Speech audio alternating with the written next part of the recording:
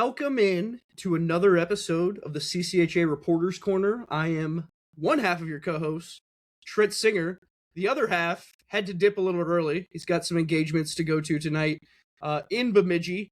Jared Ribedo was on the show here, though, and we just got done and finished up our recording of one of my, I got to say it personally, one of my all-time favorite episodes. I feel like that was an outstanding interview that we just wrapped up.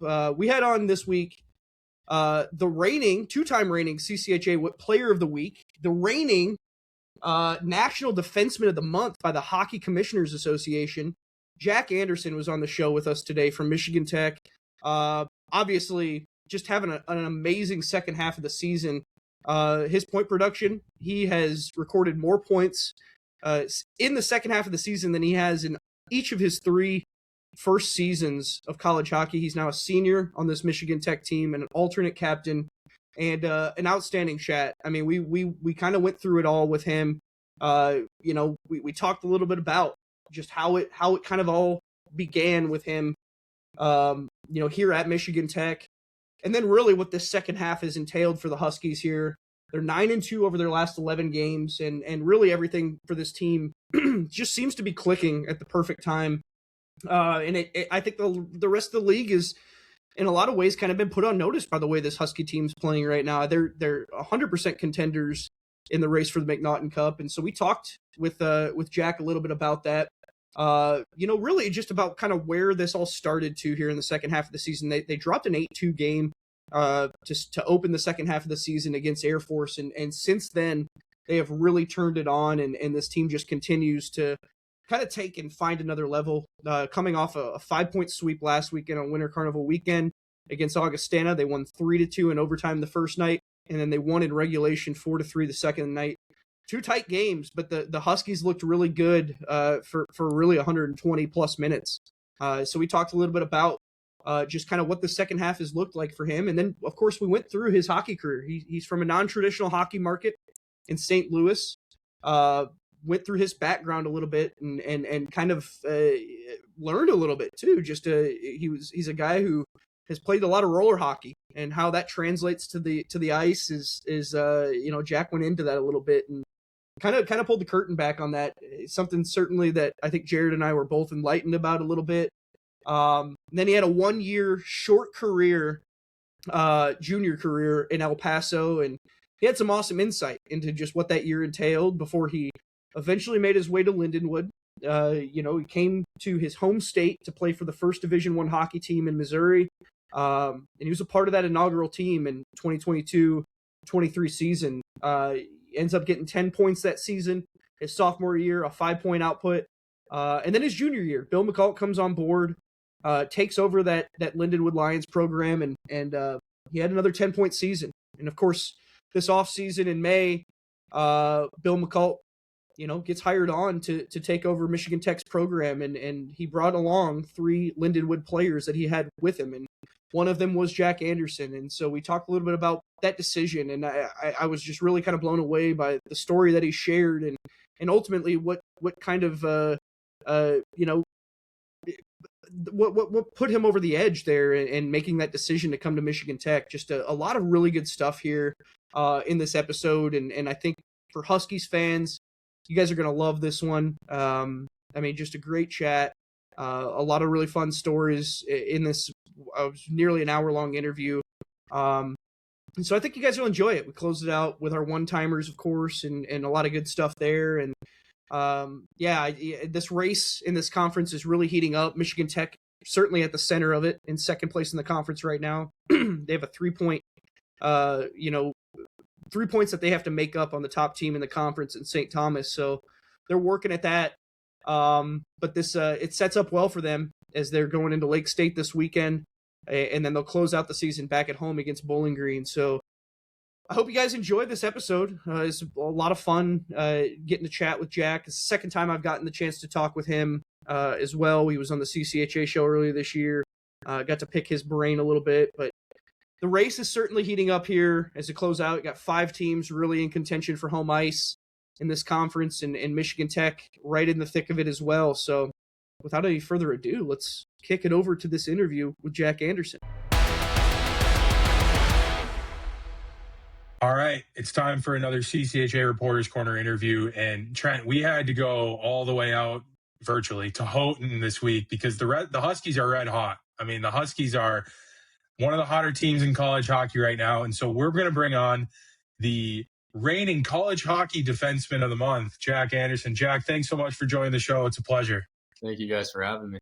Happy to be here. Yeah, and let's just get right into this past weekend. Obviously, it was the Winter Carnival, but you're coming off your second CCHA Player of the Week award. You have 3 of those since the start of the new year. You had one of them a week ago, and now you were named the National Defenseman of the Month by the HCA. 13 points since the start of 2026, which is ridiculous. Just what do you feel like has been the biggest factor in you kind of taking a little bit of a jump offensively, at least just in terms of the point production side of things? I mean, I think it's been, it's awesome that it's finally kind of starting to come.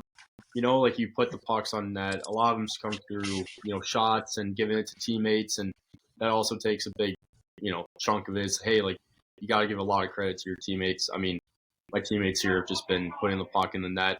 That makes it a lot easier to get points too. But I think this time it's kind of coming, at a good time too. So I think I'm playing good defensively as well, and when you play good defensively, I think the points start coming. So, no doubt. I think more importantly, this team 9-2 over its last 9 games. It looks like Michigan Tech is just simply clicking at the perfect time. I mean, which should certainly put the rest of this league on notice when you talk about having to potentially make that trip in the CCHA playoffs to Houghton. I mean, from your perspective, what's got this team gelling so well right now? I think everyone's just bought in. I think, guys have finally found like, hey, like you have to play. Everyone has a role on this team and everyone has to be doing their role in order for us to win, right? You can't have guys being like, oh, like a fourth line guy who's like solidified as like, hey, like that's your role.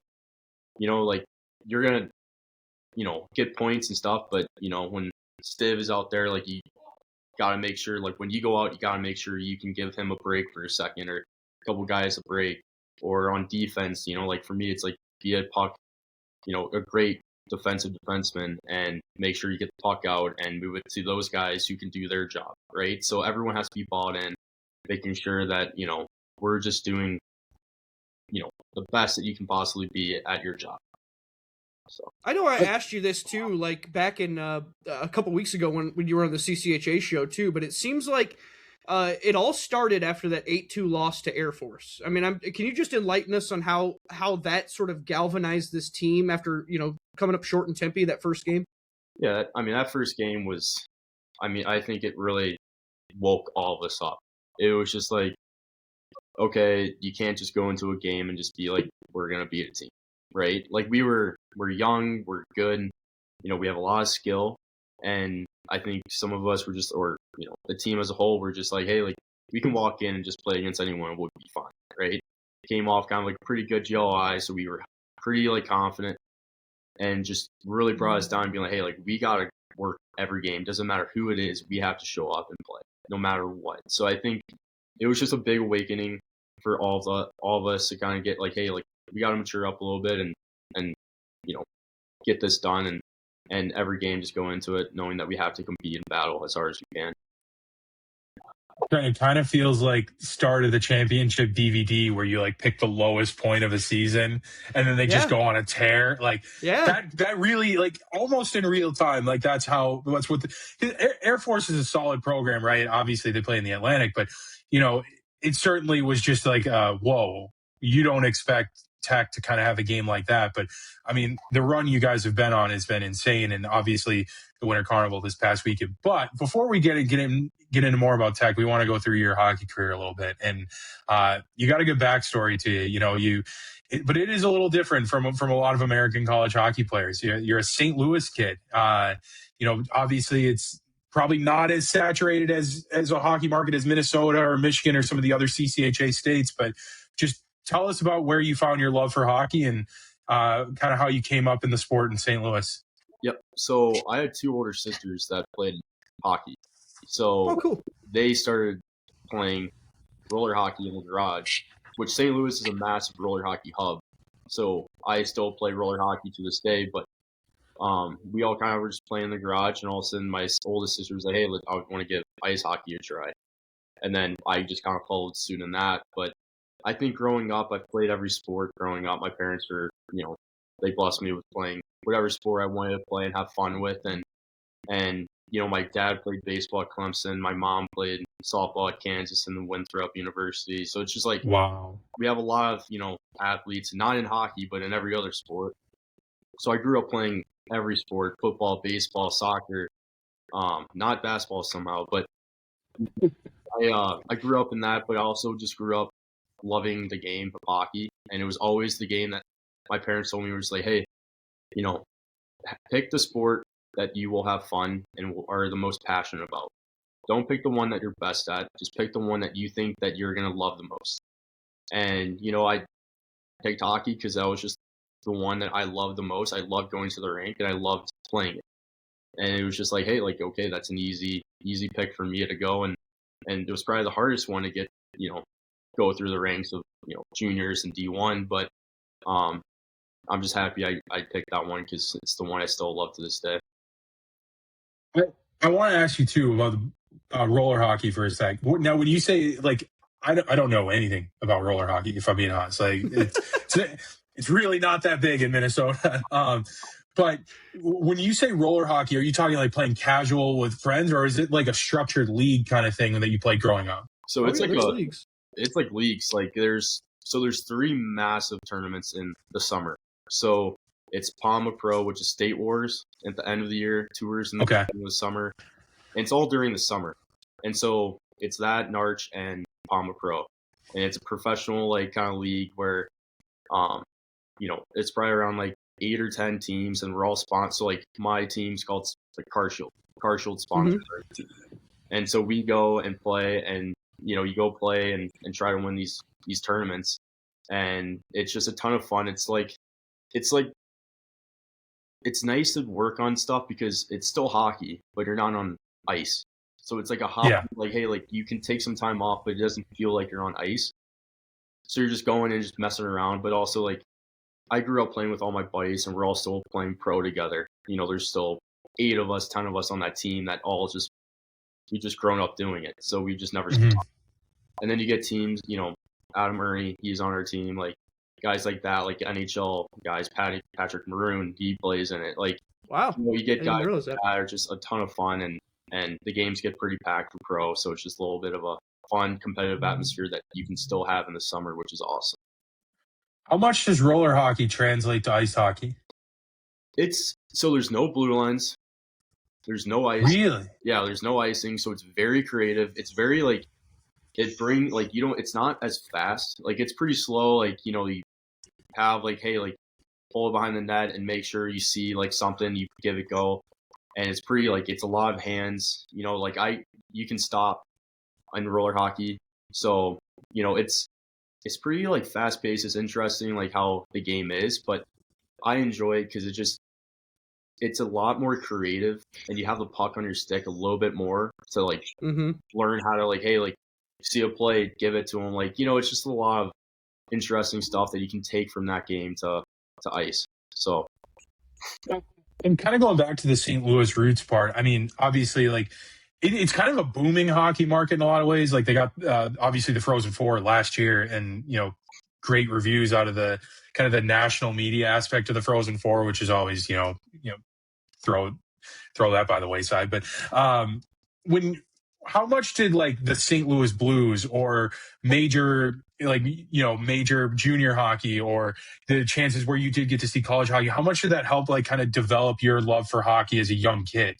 Well, it was everything. I grew up loving the Blues. I still love the Blues, and those games, going to those games with my parents, my friends, it opened my eyes to be this is what I want to get to. That was my dream, right? The St. Louis Blues, going to those games. But then there's times where we went to a Minnesota Gophers game against Ohio State. I remember going to those, and when we went up there for a showcase, and the Yost, going and seeing the rink and seeing Notre Dame when we went to a showcase there when I was a kid. You saw these places and you were like, whoa, I want to play here, right? That was your dreams when you're a kid. And hockey, it started getting bigger. Like I went to Pee Wee, Quebec with the AAA Blues, and Chris Pronger was my assistant coach on that team. And then I did quit to play, not quit, but I went down a level to play football for a year, and I found I liked hockey more, so I went back and went to Carshield.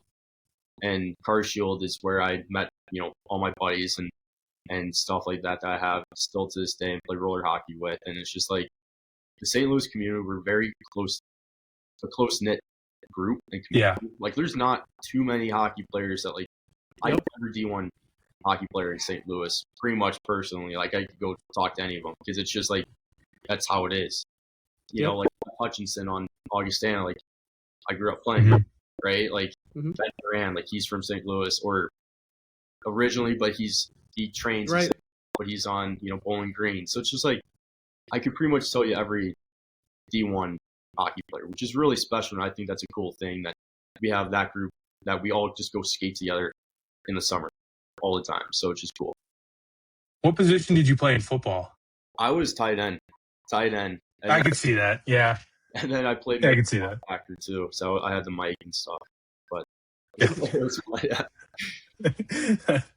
I figured you were a Blues guy, and Jared mentioned the start of the DVD with the Air Force loss, and I just think back on that Blues run that they made. One of my best friends is a Blues fan. I worked a couple hours south of St. Louis, so I know I went to a lot of Blues games when I lived there. Yep. And I remember that run because they were at the bottom of the NHL, and then Berube just brought those guys up. Ryan O'Reilly, I mean, what a run from those guys. That had to be an awesome experience for you. Just getting to see that firsthand too. I want to talk about this Carshield Hockey Club though a little bit. You spent 4 years, North American Prospects Hockey League team, right? Yep. Before playing 18U AAA hockey in 2021. Yep. You racked up 37 points in 60 games. What can you tell us just about your development through those years and really playing both sides of that? Yeah, I mean, Carshield really gave me an opportunity to improve my game and develop. They gave me a lot of opportunities, on different units, teams, and I am incredibly grateful for them. And the Napa was a great thing for me. I mean, the showcases we went to, we played against Meyer, which I think is now Big B. Meyer, we went to Minnesota for the Blaine showcase with the Null team, watching, and just gave you a wide open, letting us play and getting scouted. And I think the crazy thing is, for me, was that I went, and tendered, and it was because of those showcases, which is awesome. A scout saw me at one of those showcases and got me to be where I am today, which is awesome. And Carshield, they have a great setup. They're about to build, I think they're building, or soon to be done with the build of a $75 million rink in St. Louis. Wow. It's to be a 2-sheet rink with a bunch of weight rooms, locker rooms for all the teams. They're going fully in to invest in St. Louis hockey, which is awesome to see. That's awesome. That's what you want. And St. Louis needs that and more rinks and more exposure to, getting kids to play hockey because it's a great sport. We all love it. So Carshield was just amazing. And the coaching staff, Kyle O'Kane, JP Bielstein, Kyle Kramer. Kyle Kramer pretty much, gave me the love for the game of hockey. He's a coach. He played at Northeastern, played pro for many years. And, I mean, without him, I'm not here. He seriously was one of the best coaches I've had. And, Carshield was just one of the best things that could have happened to me. So. Well, I want to touch a little bit on, you mentioned you were a tight end playing football. Today you are a 6'6" defenseman. You won't find too many of those in college hockey. Were you always the biggest kid on the ice, or was there a moment where you just hit a big growth spurt and suddenly had this height advantage? Yeah, so I've always been kind of one of the bigger guys, taller guys for sure. I grew up, my dad's 5'11", 6 foot. My mom's 5'9". So the family photo is kind of a weird thing where it's all right, whoop. And then all right, Jack in the middle. I'm all right, whatever. So it's kind of crazy how that is. But my uncles were pretty tall and stuff. But I've always been pretty tall. And then at the very end of my high school, I think I really shot up to where I am today, which is awesome. And there was definitely some times where I was just a little bit like uncoordinated. And I think that was a big thing for me. It was like I just had to grow and learn how to use my body. It's right. When you grow, it's like you're like a giraffe. It's like I don't yeah, right. You aren't moving as quick or your stuff. So it's a lot like that. But also I've had trainers, Jeff Lavecchio in St. Louis, who has done amazing things with, everyone in St. Louis, all hockey players and football players too. And going to him, he's just a big guy on coordination, using your body the right way and moving like an athlete. And he helped me a ton. And I feel like that's why my, skating is the way it is now. And big props to him. So. Let's get into your junior career a little bit, and it was a short run in juniors for you, but you played just one season with the El Paso Rhinos in the Null. You finished the 21-22 season with 24 points on 5 goals and 19 assists, and it was kind of your first time playing away from home, I would imagine. Just what was that experience like for you? I mean, it was awesome. I went down there, and kid from St. Louis really hasn't I've traveled but you always knew you were going back home. This one, you go down there to El Paso, which is desert, completely different than where I'm used to or even seeing. I've never traveled down to the desert, and going down there and obviously going to main camp first. And for me, it's always like, hey, whatever day practice, I'm gonna go and give it my all no matter what, because you made the team in AAA, right? And that was your team for the rest of the year. This is all right, it's a tryout every day. So I had to mature. I had to grow up a little bit of being like, hey, this is a business now. This is my job type of feel, right? It's, you're not going to high school and doing all that with all your buddies. Now it's like, hey, you're here for a reason, and that's to get a Division I scholarship, right? And yeah. I thought El Paso was a great spot for me. And for the time at my development, it was what I needed. They played me a good amount, a lot of minutes. I was on the power play. I was playing PK, really learned the game of hockey more, at a higher level, which was awesome. And I had a really good situation. My living situation was amazing. My billets were awesome. Great city. It wasn't one of these cities that were super tiny with 2,000 people in it. It was seriously it's a million people in the city, which is awesome. Yeah. And we got to go see the AAA baseball team and stuff like that, which is you had more than just hockey. You could go experience, the sand dunes, and we would go take 4x4s and rip around, which would be a ton of fun in 60-degree weather in December. So It was a great spot, and I really enjoyed it. And they gave me the opportunity to showcase my skills and in the Null, and it's awesome. I was very grateful to be there. I got to ask you about one stat from that season, though. 136 penalty minutes in 57 games. Yeah. What was that, man? I went into it being all right, well, I'm a big guy, right? So the main camp was all right, well, I'm going to showcase what else I have. And that was my size. And so what I had to do was drop the gloves. And I did that in main camp and beat the guy who was the reigning, tough guy of last year's team. And so I went in and all of a sudden was all right, well, now you're also a fighter too. An enforcer. And I really took that step. And I've always been a nice kid. I've always been not anger issues or anything like that. And all of a sudden it was the first half of the season. I was on power play too. And fighting in the Null is 15 minutes. And I was just, if anyone touched my goalie, I was going at him. It was that menace. And it was just not the best. And my coach, sat me down because at the time I think I was first in the league in penalty minutes. And my coach brought me in and we had a meeting. He was like, "Hey Jack, we need you on the ice. We can't have you getting kicked out and stuff like that for random stuff." Or I started a line brawl and you can't get suspended. We need you on the ice. And it was okay. So I really lowered that down and became more of if that needed to be, I could. But I was a hockey player first, which was, and that's a learning part of all of it. And that's how it is. And that's why I'm happy I went to a place like that where I could feel out who I am and stuff like that, which is awesome. But yeah. Do you have a fight that sticks out, like a kid that was just like a little bit bigger and stronger, where you knew it was maybe a little bit more of a handful?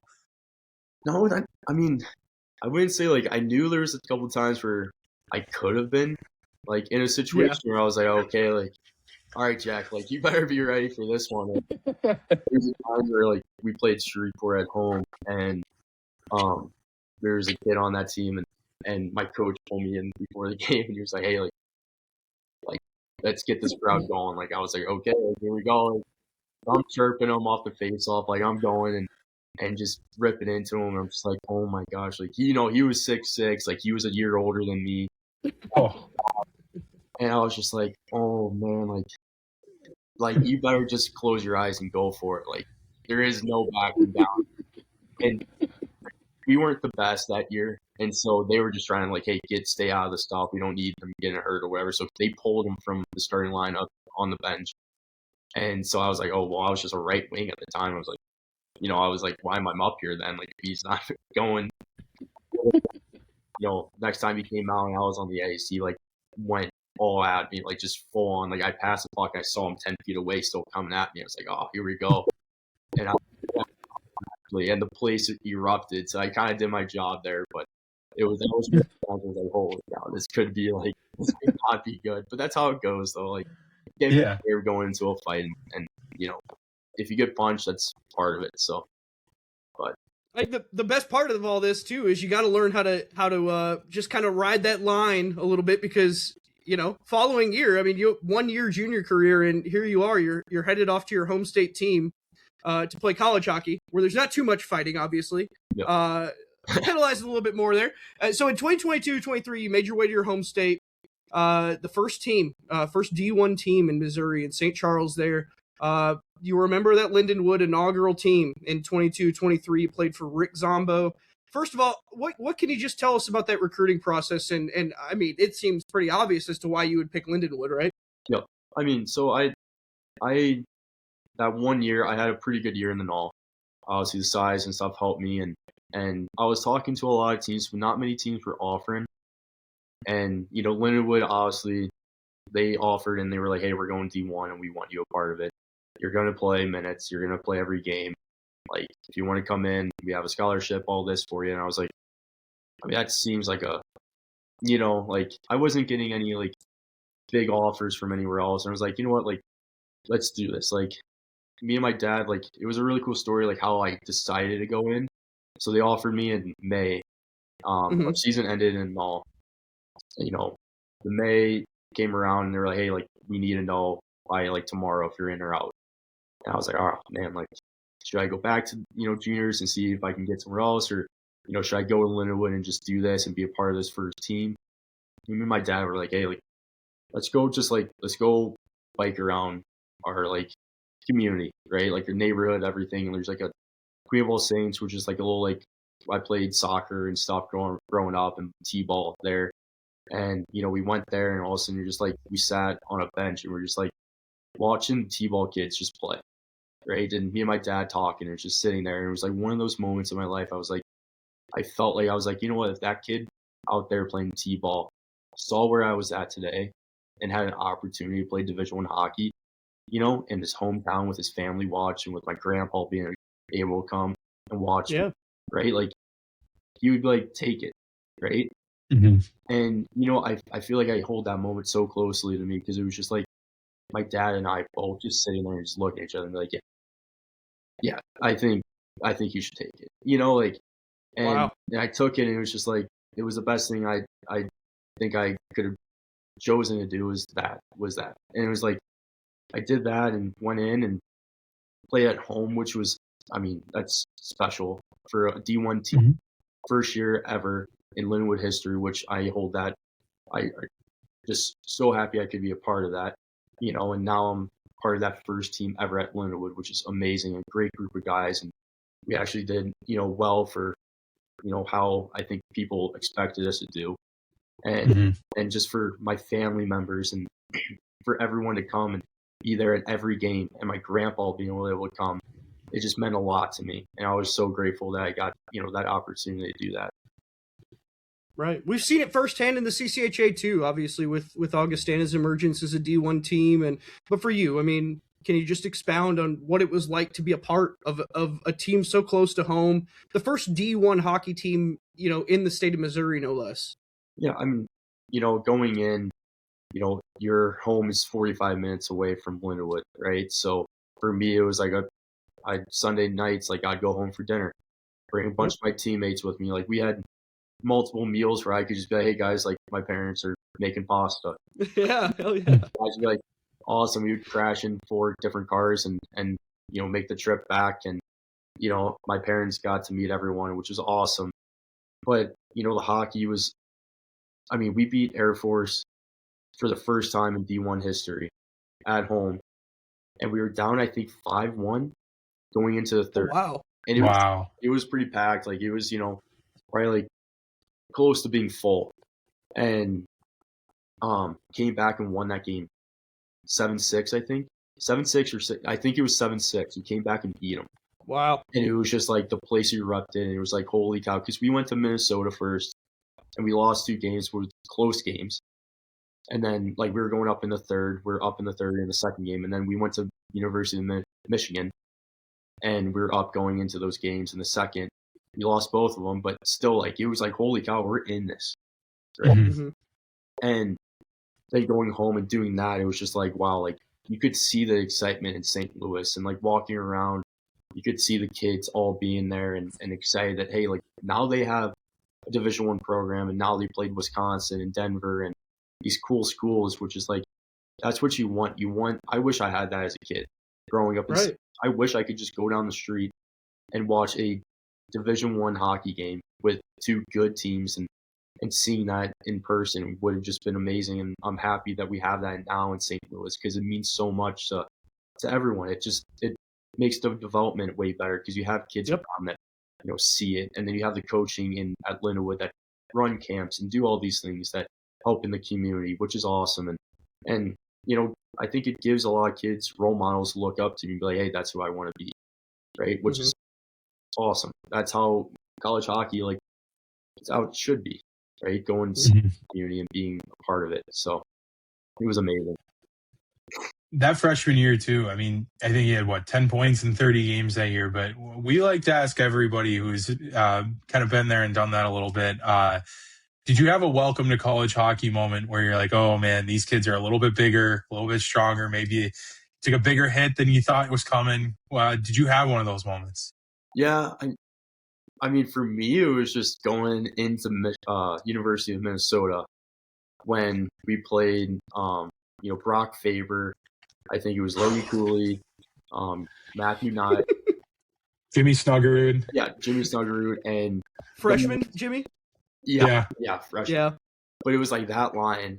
And I remember seeing Logan Cooley, like making like a sauce pass, like over everyone's heads. And it was just being like, what are we doing here? Like, you're like, okay, whatever. And all of a sudden, like, you go on, and Matthew Nye is like, he's a big boy. Like, he's known as a power forward in the NHL. Mm-hmm. Yep. He gave me a hit, and I was like, man, like that didn't feel like a hit in juniors anymore. And it was and then like it was just like, that team went to the national championship, and we had a PK, and we're going back, and a pass through my stick from Logan Cooley to Matthew Nyes and went far down.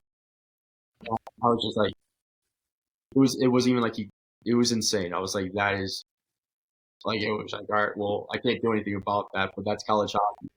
It's much quicker, and like it saw it firsthand of just like, holy cow, like this is insane. Like it was just like plays after plays. I was just like, wow, like okay, like I'm trying to like that. He's playing NHL and he's making millions of dollars too, which is there's a reason for it. So pretty cool stuff. You keep saying it's college hockey. Like those are lines of like bona fide pros. Like, it's like half those guys are at the Olympics right now. Yeah, right. I know. I mean, yeah. So give him a lot of credit for just being that good at hockey. But I mean that team was a ton of fun to play against, and my parents were both there at that moment. But just going out and warm ups and hearing the band of University of Minnesota and hearing that, and being like, holy cow, I was up in these stands, 10 years before that, and you're playing on that ice. Like, me and my mom seriously have a photo. Like, we both went on the ice at center ice at University of Minnesota and took a photo under like the Jumbotron with the M logo. Mm-hmm. And I was like, holy cow, like, I was just here, like, not just here, but like I was here 10 years ago with my mom just looking up, being like, and now I'm in one of these games. So that was like a pretty eye-opening, like, welcome to college hockey. It was like, that was pretty cool too, though. Yeah. And that, I practiced being like, I sat in this, or stood in the same exact spot and took that photo, which is pretty cool. Wow. That's awesome. Amazing. Well, the following year, your sophomore season, Lindenwood goes 16, 18, and 4. You got 5 points that season. But then Bill McCult comes along and gets hired to take over the program 2024-25 season. You jump back up to 10 points, and the Lions were a tough out against pretty much everyone they faced that season. I know you guys came up to Sioux Falls, and we got to see that team in person, and it was a tough team. I mean, they gave Augustana all sorts of troubles. But what were your first impressions of Coach McCult when he was brought on board at Lindenwood?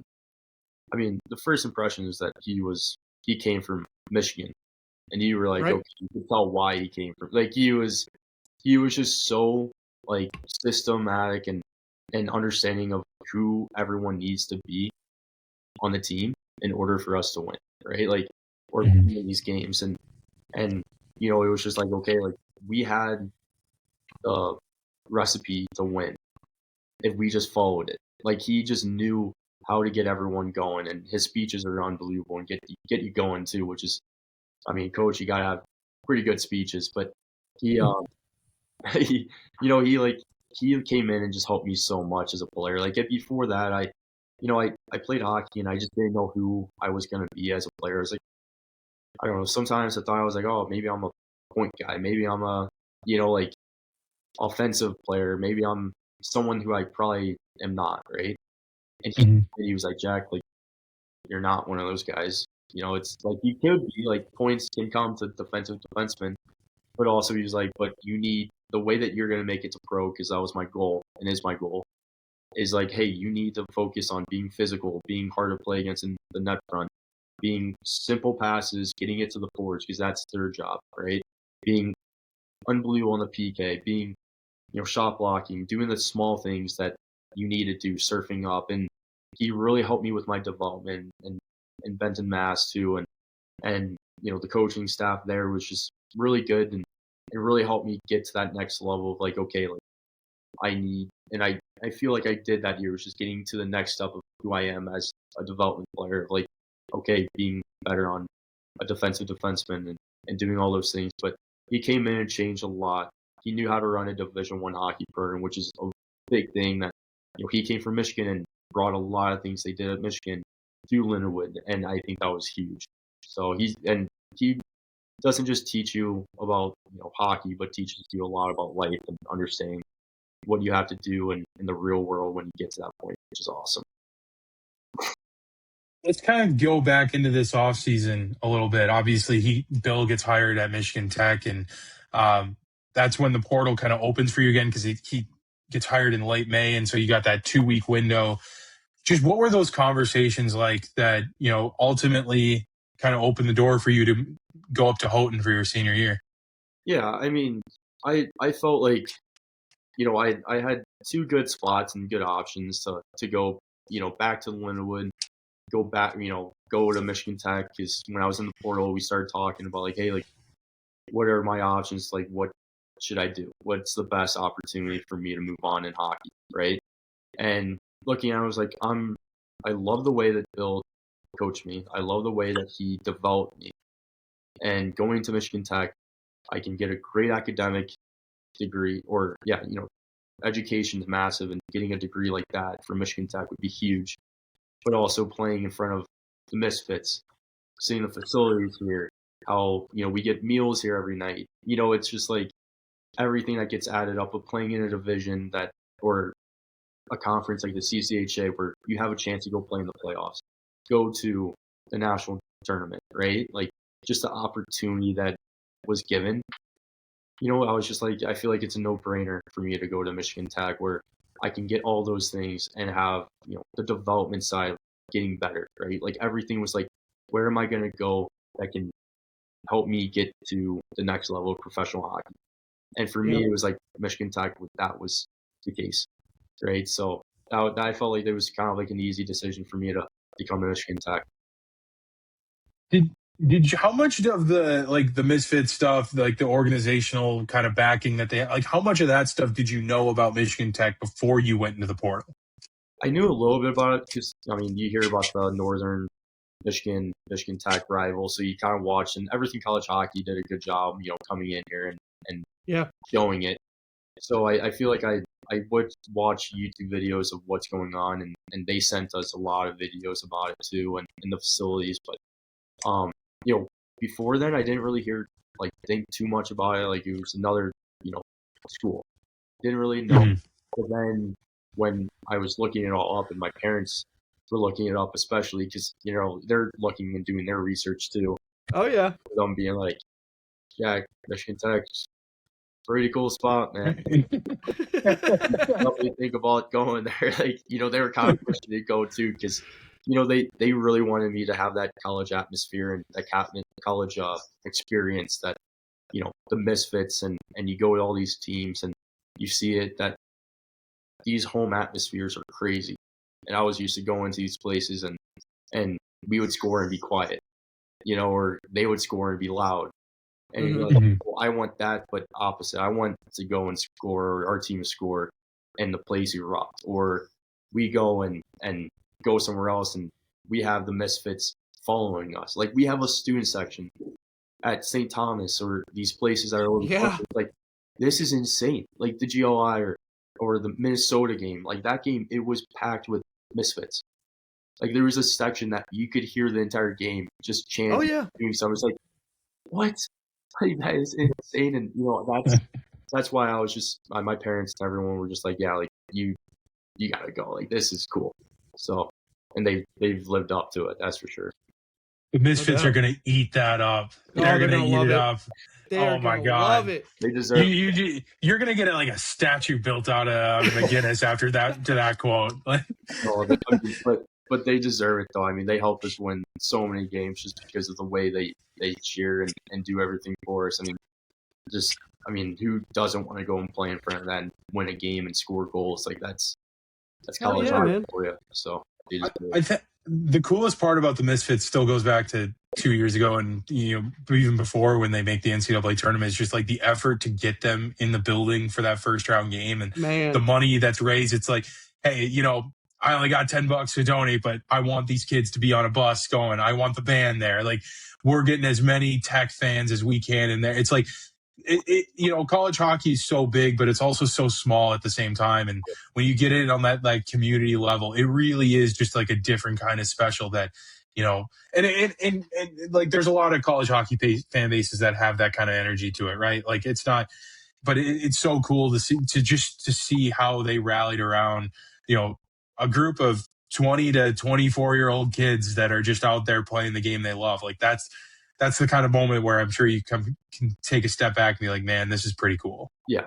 I mean, I've heard that, they have done a lot of things to get these guys to, or, the Misfits to these tournaments, or the, not NCAA tournament. Like, I think we're in like the New York area for one of those tournaments. Mm-hmm. They seriously shipped on a bus all the way there. Yeah. It was like, that's crazy. And like, just the effort they do and go into, like, they have buses that go to Northern Michigan, and we have a full section there. And then when we went and won there, they all lined up. It was freezing that weekend. I mean, it was probably 10 degrees. And the Misfits were seriously just lined up all the way to our bus. And every time someone goes out there cheering, going crazy, they have a speaker out there. And I took a video the first time we did it, because I was like, I'm saving this. Like, I'm taking a video. Yeah, right. Yeah, cool. That's the stuff that you want to show your parents and people that, don't get to see that and experience that. Like, it just shows a lot how much, the Misfits, care about us and care about this game of Michigan Tech hockey, which is awesome. I know Tim Braun's listening. Tim, you're welcome for writing that story that Bouchigra retweeted and got those kids out there to Providence. You're welcome, Tim.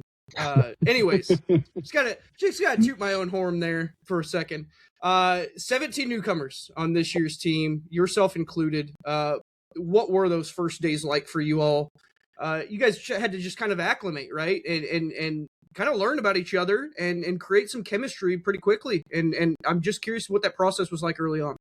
Yeah, I mean, going into the season, I mean, we all were committing in summer like pretty quick. Like there was 5 to 10 commits like every month. There was someone coming in or something like that. So like we didn't have a summer to come in and get to know each other like a lot of schools do.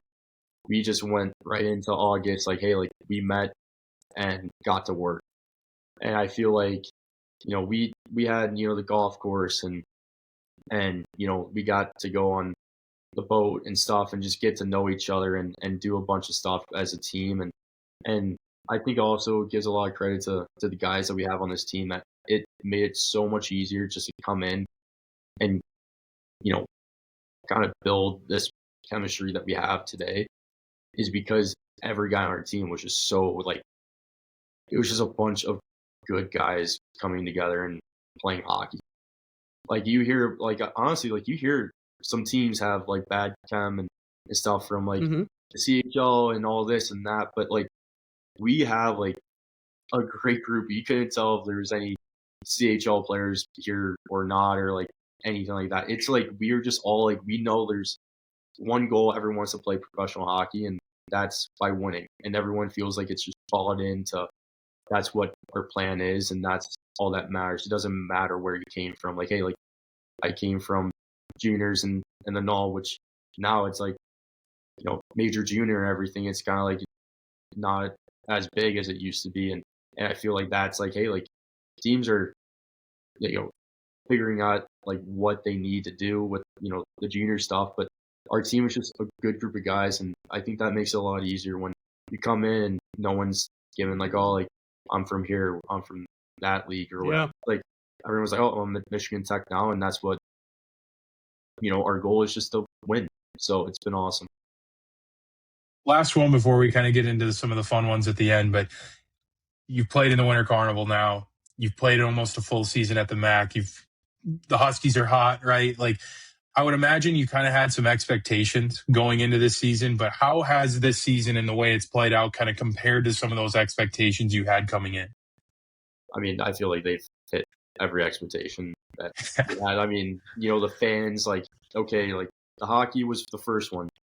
I feel like we're playing good hockey. We're the team that we're ranked, which I've never been ranked in my life. That's been a goal. So that was pretty cool. And we're doing things, and we already at 20 wins on the season, which is awesome.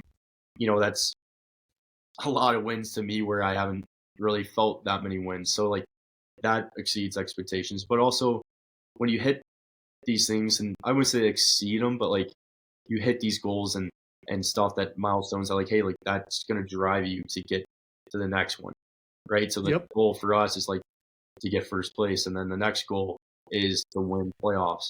The next goal is to get to the tournament, and then you keep adding and adding, getting to these places. But you know, coming here in the Misfits, that hit my like, I mean, that was crazy. Like you can hear and watch all the videos, but if you're not here to experience how loud these Misfits are, like it's insane. It's crazy to hear. It's awesome.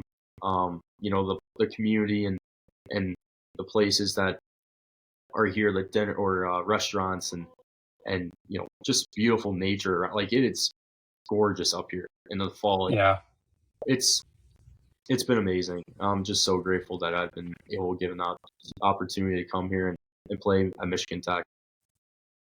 For sure. Well, we'll close it out here with these one-timers. That's what we call them.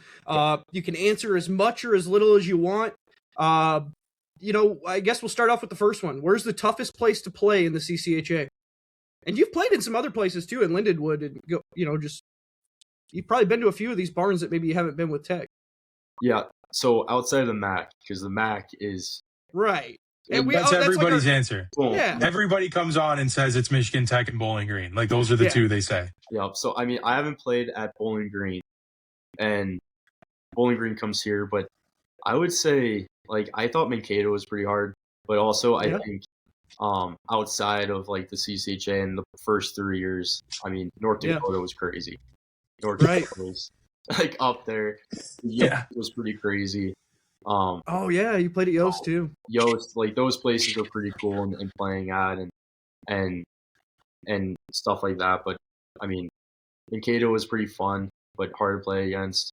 I don't know. Augustana last year when I went to Augustana, it was just because the team too, like they're hard to play against, and the atmosphere there was pretty fun too with the student section behind the net and stuff. So I would say Augustana in the CCHA, not this year, but like because I haven't gone, but last year Augustana was probably one of my favorites. When you went to Yost, we've had a few guys on the show say Yost for like non-conference, but they always say how hot it is in the rink and it's just warmer than every other rink. Did you feel that too? Yeah. No, it's definitely hotter, and I don't know, maybe it's just because like there's more people in there. I don't know. Kind of, and it's a little bit of an older rink. Like it obviously rented. Yeah. Oh yeah. But it's an older building, and I feel like maybe it was like they just kind of, I don't know, like that might play a part into it. But I definitely agree. I remember going and be like, "Holy cow, I'm sweating more than usual in here." But you know, is there a player maybe at the pro level that growing up you tried to kind of model your game after, or just maybe even a player that you always loved watching as a kid? Yeah. Ryan Reeves is his answer. No. I did like watching him, so don't like give a lot of credit to him. I did like watching him make games a lot. Everybody loved watching Ryan Reeves. Yeah, but Chris Pronger, I think I looked up to, and the way he played, and also his mentality of like, you listen to his podcasts and things now, taking that alter ego and putting it into your game and knowing that, hey, like you could be a nice guy off the ice, but on the ice, like you have to switch it. So listening to him and watching how he played and being just a physical beast on the ice was awesome. But I think now it's a lot of Jacob Slavin. Like he's a stud, like very underrated, and I think now he's finally getting the attention he deserves. But him and Victor Hedman, good guys to watch. So. Oh yeah. All right, I got a couple for you here, and these might require a little bit of thinking. I'll ask you the first one first. Every level that you've played at, maybe even some pickup if you've gotten the chance to play with somebody. Who's the most talented player that you've ever been able to share the ice with? Ooh, okay. Let's see. I think honestly, like Patty Maroon. I would like. Yeah, there's a kid I played with. He's Cole McWard. I don't know if you know who he is.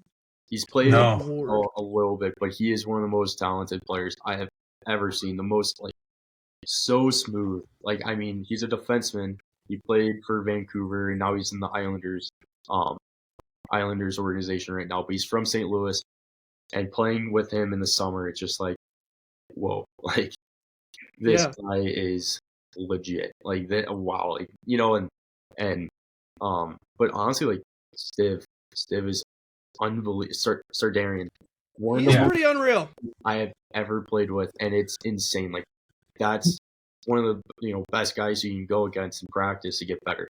Like he is just like the things he does. I'm like, what's going on? But like, Cole McWard, Trent Frederick's a great guy that and I'm thinking about the guys I skate with in summer now, and who I skate with, like Trent Frederick, he's amazing. But like even a goalie like Jacob Dobis and Canadians, like he skates and he trains with Jeff Lecvecchio. Like these guys, like it's such a good thing to go back and train with these guys, because it's just like that's who you want, and that's how you get better, is playing against better players and playing with these guys and in summer hockey and stuff like that. It's just those guys are definitely top of the top, but definitely on our team, those Stiv, he's a stud. So no doubt. You're gonna do the Hobie Baker campaign for Sardarian right now. Yeah, no doubt. Yeah, no, he deserves to be up there, because the points that he's putting up and the things that he does for our team, every night it's unbelievable.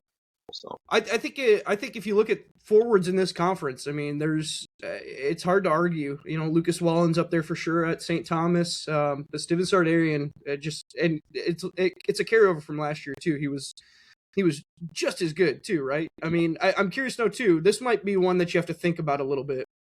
Who's the most underrated player that you've ever played with? Maybe somebody who just went a little under the radar, but you always really admired what they did, and maybe somebody on your team now. Who knows?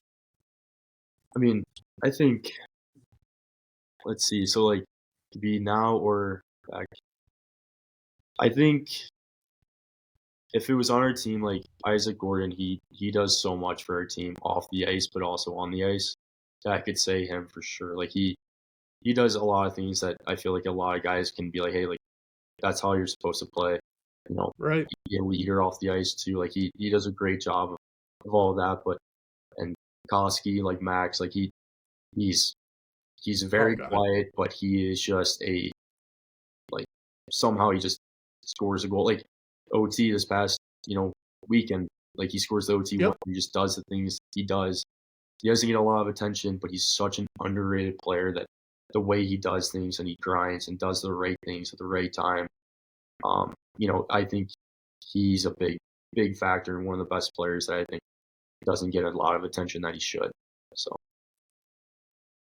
last one we got for you, and it's a two-parter again, but who is the best golfer on the team and who is the biggest sandbagger on the team?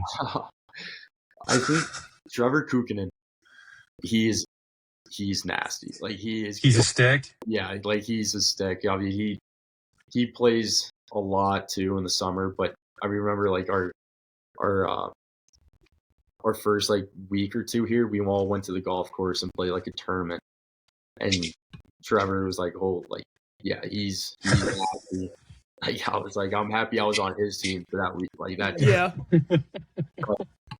Sandbagger, like, man, like, there's a lot of them. There's a lot of them. The guy actually went out there and was like, come on, like, you guys are actually pretty good. Like, let's see. Can I say a coach? Oh, yeah. Please. I would say, like, Tyler Shalas. Like, no one thought he was good, and then he was actually, that was sick. So, like, let's say him. Like, I don't know. Like, I just came in, I was like, there's no way. Like, he's, like, I don't know. Like, maybe sandbagger, but, like, I just, like, I don't know if he would be good. And all of a sudden, it was like, he was just bombing 330, 350. Holy cow, like, we were the group before him. And, like, we hit, like, the fairway, and, like, we're getting close to the green for a second shot, like, on par 5. And all of a sudden, you just, like, bah, bah, bah. I'm like, holy, dude, who's hitting into us? And it was Splash on the tee box. What's going on here? Like, give us a break. Like, make him go last in the group, like, not first. Like, and then, of course, you get a little yell, like, hurry up there. Like, you're just like, par 5, man. Like, come on. Like, give us a break. Like, he's backing the card up into you, being like, yeah, and I'm stroking on this hole, too. Like, yeah, right. All our coaches, they won that. But I don't know. Like, we all got back. We were all like, all right, like, 6 under or whatever. And all of a sudden, like, they come in after 9 holes and we're like, yeah, we're like 9 under. We're like, like coaches' rules that you guys get to make this up or no. But they're actually all pretty good though. So. It's like a weights and fish situation. Like they're juicing the scores in a scramble. No doubt. Like, no doubt. We're gonna play from the Reds, like for the coaches.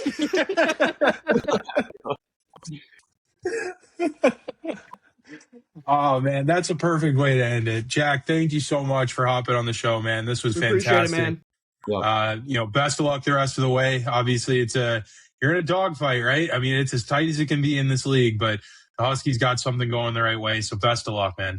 So thank you guys for having me. And, CCHA, it's tight right now, but that's the way you want it. So. All right. Once again, thank you to Jack Anderson for joining the show. And thank you to our producer, Cordell Wright.